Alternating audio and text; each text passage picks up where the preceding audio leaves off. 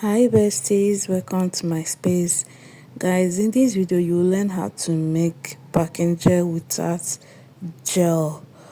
I only use two products to achieve this hairstyle. I use spray gel and hairstyling mousse. Alright, if you have a minor, if you have a little ones and you don't want to use gel for their hair, maybe reason best known to you don't want their hair to break, because gel, constant use of gel used to break hair. All right, so in this video you will learn how to make backing gel simple hairstyle without gel. All right, so keep on watching, you find this video helpful. So after watching, please don't forget to share, like and comment. All right, so keep on watching. It is very easy to make. All right, thank you.